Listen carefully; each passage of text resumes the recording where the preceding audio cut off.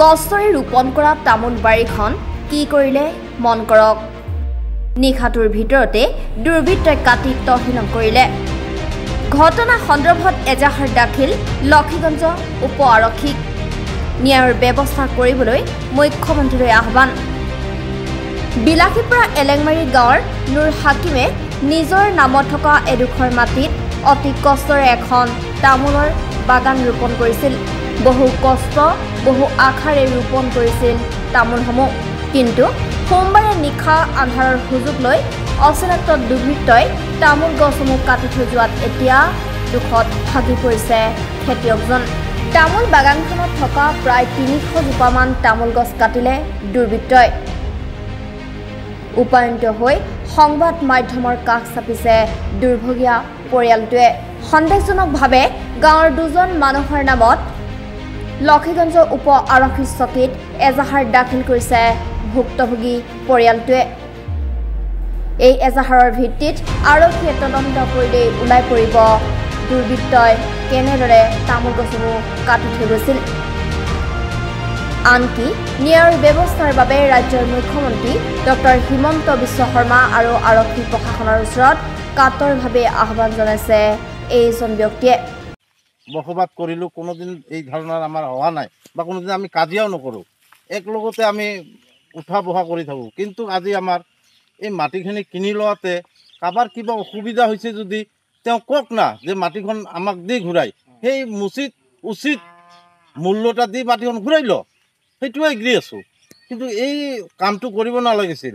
আজি এই তামোল গছবিলাক ২০০-৩০০ তামোল গছ কাটি পেলাই কি কৰিলে এইবিলাক? এইটো কৰা আৰু এটা সৰু কণমানি চলিক মাৰা একে কথা। এই গছবিলাক কাটা কিয় কৰিব লাগে? এই অন্যায়টো কিয় কৰিব লাগে? এইবিলাক অন্যায় কৰিব নোৱাৰে। ইয়াৰ আমি তীব্ৰ আন্দোলন কৰিছোঁ বা তীব্ৰ গৰিহণা জনাইছোঁ। এইখন মাটি কোনে কৰে কৰিছিল? এইখন মাটি কোনে কৰিছিল? এইজন কি নাম তাৰ? নুৰ হাকিম শেখ ক্ৰয় কৰিছিল। বাগানটো নুৰ হাকিমে লগাইছিল? তাই নুৰ হাকিমে বাগানটো লগাইছে। কেতিয়া কাটিলে গাছবিলাক? আজি ৰাতি কাটিছে, এই যোৱা ৰাতি কাটিছে। তাৰ লগত কি গাঁৱৰ কোনো মানুহৰ কাজিয়া আছে নেকি? কাজিয়া এতিয়া মই এই কাজিয়াখিনি নাজানো। তাৰ লগত সি যেতিয়া ইয়াত বাগান লগাইছিল তেতিয়া হয়তো কোনোবাই মানা কৰিছিল, বোলে ইয়াত নলগাবি, বা ইয়াত জংঘল জাত হৈছিল, এইবিলাক কাটাতে মানা কৰিছিল যে নাকাটিবি, এইবিলাক ইয়াত নাকাটিবি তামোল, ইয়াত বাধা কৰিছিল। এতিয়া তাক যে আমি ক'ম সেইটোও নহয়, তাকো আমি ক'ব নোৱাৰোঁ, সি ক'বও পাৰে। কিন্তু সি যে বাধা কৰিছিল সেইটো নহয়, কিন্তু সি যে কাটিছে সেইটোও আমি কোৱা নাই। কিন্তু কোনে কাটিছে এইটো আসাম চৰকাৰ পুলিচক মই জনাইছোঁ বা কেছ কৰা হৈছে, সিহঁতে এইটো তদন্ত কৰিব লাগে উচিত।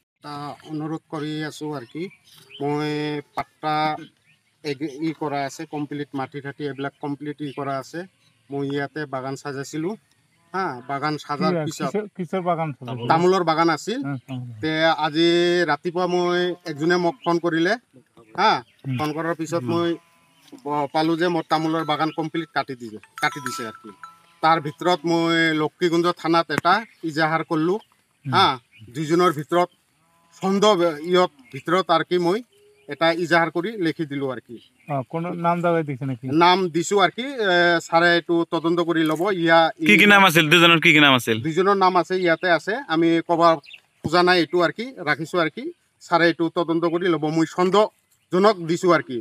মোৰ লগত আগৰ পৰাই ই শত্ৰু লগাই আছে, আগৰ পৰাও কাজিয়া হৈ থাকে। তামোল বাগান লগাইলে কাটি দিবা চাওঁ, ই কৰবা চাই আছে। এইটোৰ ভিতৰত আসাম চৰকাৰক হিমন্ত বিশ্ব এইটো মাটি কাজিয়া নেকি আপোনাৰ? এইটো মাটি নিয়ে কেঁচাল। মই তামোল গাছ গাড়ছিলো। এইখন মাটি কাৰ নামত আছে? মোৰ নামতে আছে। মোৰ নামত একদম মোৰ নুৰ হাকিম শেখ মোৰ নাম। একদম ৰেজিষ্ট্ৰি সব হৈ গৈছে এইবিলাক কাগজ। আমি এইটো উচিত তদন্ত কৰি মই এইটো ন্যায় চাইছোঁ আৰু কি। কিমান গাছ আছিল আপোনাৰ? গাছ মোৰ ৩০০ মান এনেকুৱা আছিল, ৩০০-১৫০ এনেকুৱা অনুমান হ'ব আৰু কি। মাটি কিমানখিনি আছে? আধা বিঘা মান আছে, আধা বিঘা আছে।